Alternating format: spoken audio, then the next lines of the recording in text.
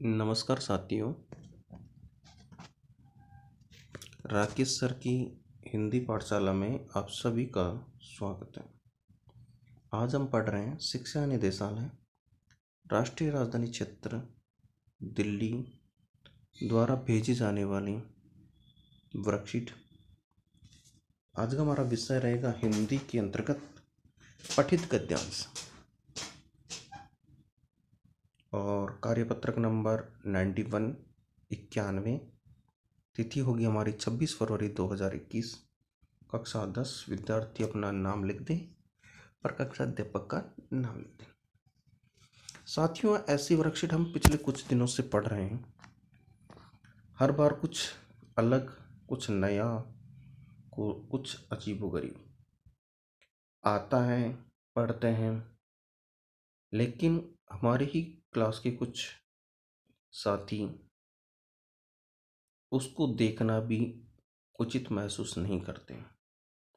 तो जो हमारे साथी अभी तक देखना भी उचित नहीं महसूस करते, उनके लिए विशेष है कि वो देखें, पढ़ें और अभ्यास करें।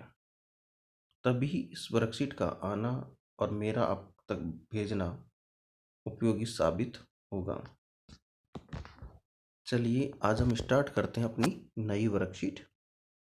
निम्नलिखित गद्यांश को ध्यानपूर्वक पढ़िए, उस पर आधारित प्रश्नों के उत्तर दीजिए। निम्नलिखित गद्यांश को, निम्न का मतलब होता है नीचे लिखित में लिखा गया गद्यांश, जो गद्य का अंश है उसको ध्यान से पढ़िए और उस पर जितने भी आधारित प्रश्न बनते हैं उन प्रश्नों के उत्तर दीजिए। ठीक है। फादर बुल के संकल्प के सन्यासी थे। ऐसा प्रश्न पहले भी आया है, शायद आपका जो प्रायोगिक टेस्ट है उसमें भी होगा। फादर बुल के संकल्प से सन्यासी थे।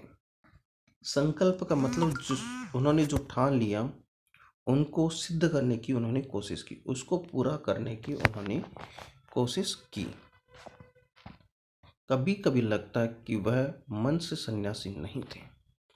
यानी मन से सन्यासी का तात्पर्य यहाँ पर यह है, जिस प्रकार से योगी जो व्यक्ति होता है, जो सन्यासी पुरुष होता है, जिसने सन्यास ग्रहण कर लिया हो, उसका मन किसी भी परिवार के किसी भी सदस्य, धन दौलत, जर जोरू जमीन किसी में नहीं लगता। वो पूर्ण रूप से दुनिया के सभी सुखों को छोड़ करके सन्यास को ग्रहण करते हैं। लेकिन फादर बुल्की जो हैं वो पारिवारिक सदस्यों के साथ, समाज के लोगों के साथ वो हमेशा से जुड़े रहे। संकल्प उनका सन्यासी की तरह है कि जो चीज़ ठान ली उसको सिद्ध करना, उसको प्राप्त करना।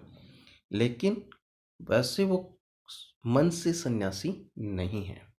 मन में उनकी परिवार, सुख सुविधाएं, समाज और अपना एक मुकाम वो हमेशा वो रखते हैं। रिश्ता बनाते तो तोड़ते नहीं। और जिस प्रकार से एक सामाजिक प्राणी किसी से अपना रिश्ता बना लेता है तो उसको तोड़ता नहीं, उसी प्रकार भी जिससे भी अपना रिश्ता बना लेते थे उससे तोड़ते नहीं थे। दसियों साल बाद मिलने के बाद, दसियों का नहीं, दसों साल मिलने के बाद भी उसकी गंध महसूस होती थी। वह जब भी दिल्ली आते जरूर मिलते, खोज कर समय निकाल कर, गर्मी सर्दी बरसात झेल कर मिलते।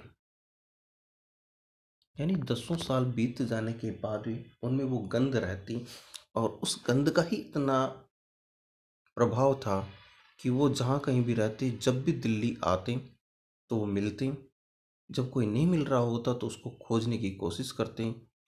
उनके पास अगर समय नहीं है तो समय निकालने की कोशिश करते। गर्मी हो चाहे सर्दी हो चाहे बरसात हो, इन सब को वो झेलते रहते। गर्मी में अगर गर्मी लग रही है तो भी वो गर्मी को महसूस ना करके उस व्यक्ति तक पहुंचने की कोशिश करती जो उनसे जुड़ा हुआ है। सर्दी है तो सर्दी को हटा करके, सर्दी के भाव को मन में हटा करके वो काम करते हैं। बरसात के दिनों में भीगते बरसात के पानी में भी वो उससे मिलने की कोशिश करते हैं। चाहे 2 मिनट के लिए ही सही, अगर उनको समय नहीं है तो वो 2 मिनट का समय निकाल करके भी बातें करते, लेकिन जरूर करते। वह कौन सन्यासी करता है उनकी चिंता हिंदी को राष्ट्रभाषा के रूप में देखने की थी। यह कौन सन्यासी करता है? कि ऐसा वो कौन सा सन्यासी है, ऐसा कौन सा वो साधु संत है जो कि हिंदी को राष्ट्रभाषा के रूप में देखने के लिए लालायित हो। हर मंच में उनकी तकलीफ बयान करती, उनके लिए इकट्ठे तर्क देते कि हिंदी को राष्ट्र की भाषा कैसे बनाई जाए। इसके लिए वो हर मंच पर, हर जगह जहाँ पर बताने की ज़रूरत हो वहाँ पर हिंदी की ज़रूरत को महसूस कराते हैं और ऐसे तर्क देते जिसका उत्तर देना सामने वाले के लिए मुमकिन नहीं था, कि उसका उत्तर देना उनकी बस में भी नहीं था कि वो हिंदी को इसलिए राष्ट्रभाषा ना बनाए। अंततः उनको मानना पड़ता था कि हाँ, हिंदी ही एक ऐसी भाषा है जो भारत की राष्ट्रभाषा हो सकती है। बस इसी एक सवाल पर उन्हें झुंझलाते देखा है और हिंदी वालों द्वारा ही हिंदी की उपेक्षा पर दुख करते उन्हें पाया। कई बार उनको झुंझलाते हुए अचानक छोटी सी बात पर गुस्सा आ जाना झुंझलाना कहते हैं। क्यों? क्योंकि हिंदी पढ़ने वाले लोग ही हिंदी की अपेक्षा कर रहे थे। एक होता है अपेक्षा, एक होता है उपेक्षा। तो यहाँ पर हिंदी की उपेक्षा है, यानी निरादर कर रहे थे। जो लोग हिंदी भाषा के जानकार थे, जो लोग हिंदी को जानते थे, वही लोग नहीं चाहते थे कि हिंदी भारत की राष्ट्रभाषा बने। वे उसके लिए कोई भी प्रयास नहीं कर रहे थे। इसी बात को लेकर उनमें कभी गुस्सा होता था, एक झुंझलाहट होती थी। घर परिवार के बारे में, निजी दुख तकलीफ के बारे में पूछना उनका स्वभाव था। जब भी वो किसी से मिलते तो उनसे पूछते, बताइए आपके घर में सब कुछ ठीक है, आपके परिवार में सब कुशल मंगल हैं। और खुद के निजी जीवन में भी कि आप कैसे हैं, आपका स्वास्थ्य कैसा है, आप किस प्रकार से रह रहे हैं, उनके बारे में भी हमेशा उनके स्वभाव था कि वो पूछते थे। बड़े से बड़े दुख में उनके मुख से सांत्वना के जादू भरे दो शब्द सुनना एक ऐसी रोशनी भर देता था जो किसी गहरी तपस्या में जन्मती है। या अगर किसी भी व्यक्ति में बड़े से बड़ा दुख भी है तो उस उनके मुख से निकले हुए दो शब्द उसको सांत्वना देते, शांति प्रदान कर देते कि हाँ, कि तकलीफ या ये कहें दुख नाम की कोई चीज़ नहीं होती, और होती है तो इंसान में इतना सामर्थ्य है कि वो उन तकलीफ को, उन दर्दों को सहन कर सकता है। और वो ऐसे शब्द का प्रयोग करते थे कि वो उनके जीवन में एक रोशनी का कार्य करते थे।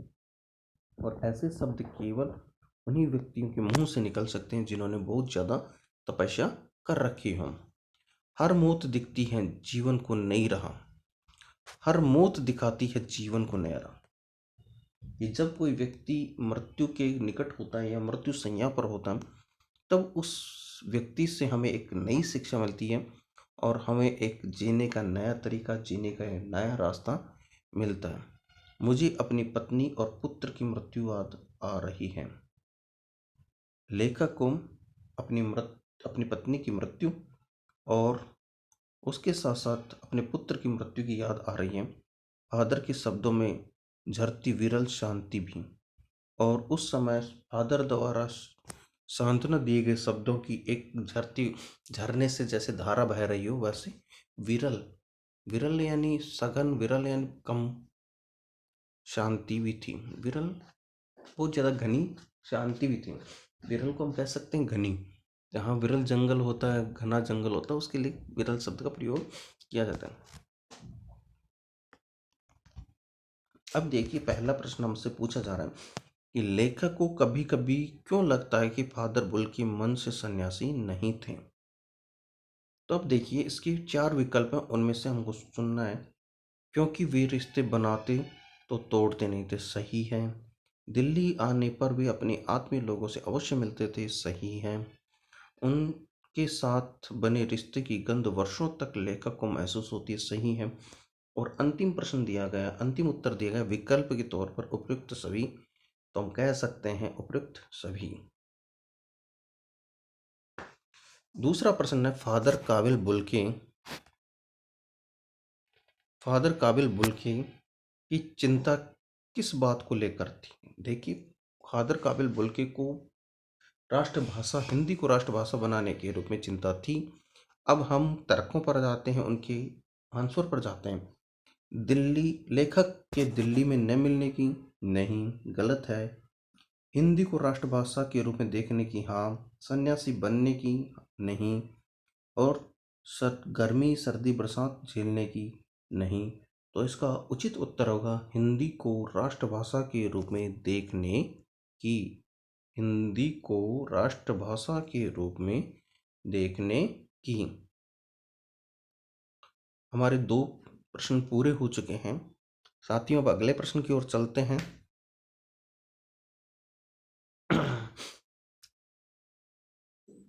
चलिए, तीसरा प्रश्न पूछा जा रहा है कि इसके बीच लेखक ने फादर कामिल बुल्की को किस बात पर दुख करते हुए पाया?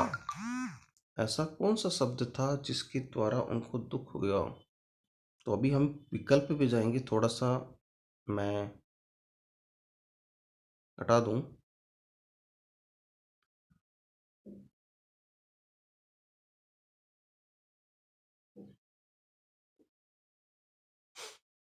तो यहाँ पर हमें प्रश्न पूछा गया सन्यासी बनने पर, नहीं, ऐसा तो नहीं था। सांत्वना की बात करने पर, ऐसा भी नहीं था। निजी दुख तकलीफ के बारे में पूछने पर, ऐसा भी नहीं था। हिंदी वालों द्वारा ही हिंदी की उपेक्षा, इस बात का उनको खींच थी, थोड़ा सा गुस्सा था कि हिंदी जानने वाले लोग या हिंदी बोलने वाले लोग ही नहीं चाहते कि हिंदी राष्ट्र की भाषा हो। इसके लिए उपयुक्त उत्तर है 4। ठीक है। अगले प्रश्न से हम फिर मिलते हैं कि उनके मुख से सांत्वना के जादू भरे 2 शब्द सुनना कैसी रोशनी से भर देता था। जैसे किसी चमकती जुगनू की, किसी तपस्या से जन्मती, जो किसी बड़े तारे से जन्मती है, जो किसी भयानक आग से जगमगाती है। तो साथियों, यहाँ पर ऐसा तो कुछ भी नहीं है, लेकिन दूसरा ऑप्शन है वो ही सही है, जो किसी गहरी तपस्या से जन्मती है। ये जो सांत्वना के शब्द निकल रहे थे, वो ऐसा लग रहा था जैसे किसी साधु ने बहुत ज़्यादा तपस्या कर रखी और वो हमें ये बता रहा हो कि जिंदगी क्या है और जिंदगी का वास्तविक उद्देश्य क्या है। तो साथियों, इस प्रकार से हमारे 4 प्रश्न पूरे होते हैं। आप लिख लीजिएगा। फिर थोड़ा सा समय का अवलंब है, सहारा है और थोड़ा सा विलंब भी है।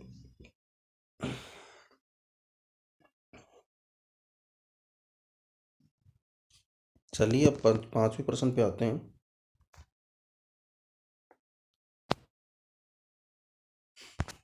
हर मौत दिखाती है जीवन को नई राह, यह कथन फादर ने लेखक को कब बोला था? जब उनकी पत्नी और उनके पुत्र की मृत्यु हुई तब। जब फादर की पत्नी और पुत्र की मृत्यु हुई, नहीं। लेखक की पत्नी और पुत्र की मृत्यु हुई, हाँ। हिंदी वालों द्वारा हिंदी की उपेक्षा करने पर, नहीं। इनमें से कोई नहीं, नहीं। तो हम कह सकते हैं इसका आंसर होगा 2, नंबर 2। अब नीचे देखिए, कार्यपत्रक संख्या 88 के उत्तर आपके सामने आ गए हैं। मैच कर लीजिए कि हमने पिछली बार जो वर्कशीट नंबर 88 जो भी किया, उसका उत्तर क्या सही है या गलत। तो चलो बच्चों, आज की हमारी वर्कशीट पूरी हुई। अब हम लेते हैं अलविदा, शुभ रात्रि। फिर मिलेंगे आपसे अगली वर्कशीट के साथ। तब तक के लिए शुभ रात्रि।